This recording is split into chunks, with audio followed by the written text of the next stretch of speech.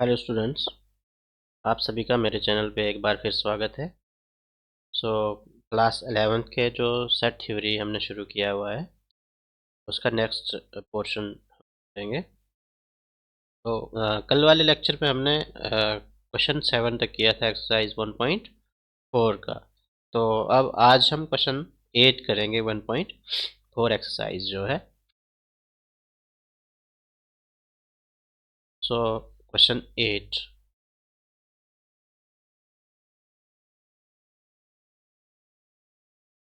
Question 8 में आपको दिया गया है, सेट्स दिए हैं और आपको क्या लिखना है, इनमें जो सेट डिसजॉइंट है, ठीक है,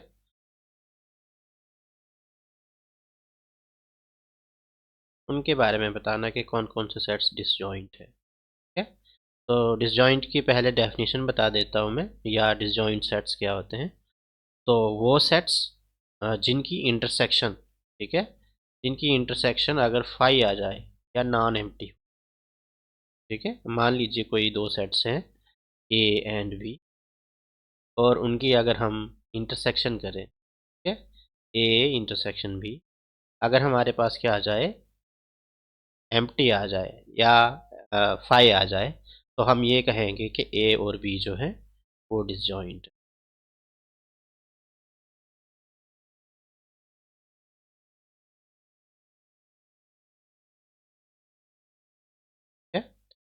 और अगर नॉन एम्प्टी हो या मतलब अगर वो फाई के बराबर नहीं आता है तो वो डिसजॉइंट नहीं होंगे। ठीक है, तो इसके लिए हम एग्जांपल लेके चलते हैं और उसको देखते हैं। जैसे आपका पार्ट 1 है, पार्ट 1 में एक सेट दिया है 1 2 3 एंड 4, ठीक है, और दूसरा सेट दिया गया है, कलेक्शन है x such that x is natural number, ठीक है, एंड और दूसरी कंडीशन इसके साथ ये है, जो x है 4 या 4 से बड़ा है और 6 या 6 से, ठीक है। तो ये जो सेट दूसरे वाला सेट जो है, ये वाला, तो इसको हम क्लियरली लिख लेंगे, इसके एलिमेंट्स क्या क्या आ जाते हैं। तो इसके एलिमेंट्स क्या क्या हो जाएंगे, 4 5 और 6,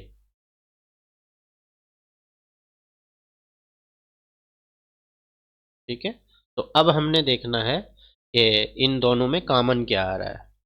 तो इन दोनों में कॉमन मान लीजिए हमने इसका नाम ए रखा, सेट ए, और ये हमारा सेट बी है। अब हमने देखना है कि इंटरसेक्शन क्या आ रहा है। तो A intersection B equal to, तो कॉमन एलिमेंट्स क्या क्या आ रहे हैं इन दोनों में, 1 2 3, तो 3 तक तो इसमें कोई भी नहीं आ रहा, लेकिन 4 जो है वो कॉमन आ रहा है दोनों। तो ये इन दोनों के बीच में जो कॉमन एलिमेंट है वो 4 है, ठीक है। तो अब हमने देखना है कि क्या ये दोनों सेट डिसजॉइंट है या नहीं है। तो क्या होता है कि अगर इन दोनों की इंटरसेक्शन में फाई आ जाता, ठीक है, मतलब कोई भी एलिमेंट अगर कॉमन नहीं आता तो उसे हम डिसजॉइंट कहते हैं। तो लेकिन ये डिसजॉइंट मतलब ये तो ये फाई के बराबर नहीं आ रहा है, ठीक है। Therefore A and B are not disjoint.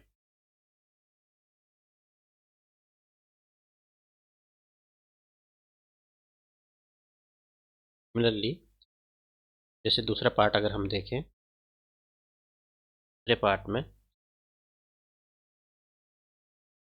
दूसरे पार्ट में आपके पास दो सेट्स दिए हैं, ए है,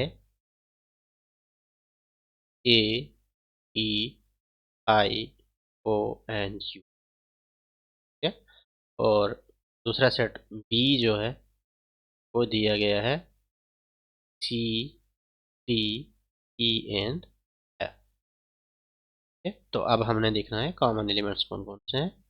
तो कॉमन एलिमेंट्स इसमें क्या क्या है, जो ए में भी है और बी में भी है। तो अगर आप इनको ढंग से देखें तो ई जो है वो एक कॉमन एलिमेंट है जो दोनों में है, तो इनकी इंटरसेक्शन ई आ जाएगी, जो नॉन एम्प्टी है या मतलब फाई के बराबर नहीं है। Therefore A and B are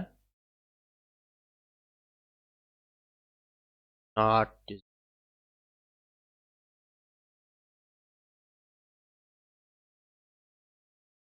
similarly third part अगर हम देखें तो थर्ड पार्ट में है,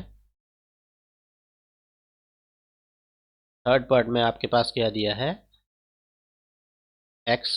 एक्स क्या है, एक इवन नंबर है,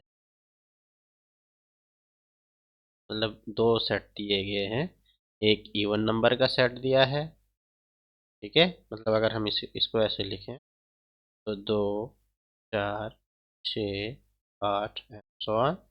और दूसरा सेट दिया गया है, मान लो इसका नाम हमने ए रखा, और दूसरा सेट दिया है B equal x is an odd number,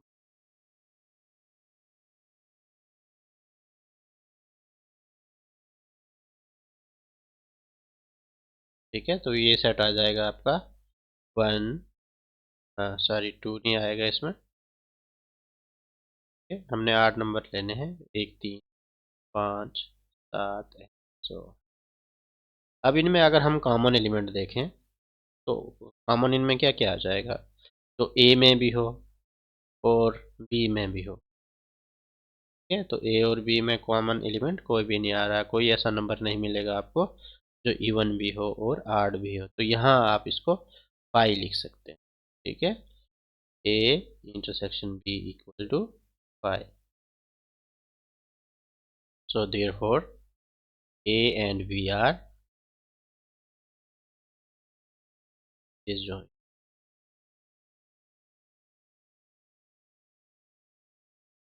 तो ये डिसजॉइंट का कॉन्सेप्ट है, आप प्रैक्टिस करेंगे तो आपको इजीली समझ आ जाएगा। नेक्स्ट क्वेश्चन, क्वेश्चन 9 जो है, क्वेश्चन नंबर 9। क्वेश्चन नंबर 9 में आपको दिया गया है, कुछ सेट्स दिए हैं, ए इक्वल टू 3, 6, 9, 12, 15, 18 एंड 20, और बी में दिया गया आपको 4, 8, 12, 16 और 20, एंड सी में दिया गया है 2, 4, 6, 8, 10 एंड 12, 14, 16,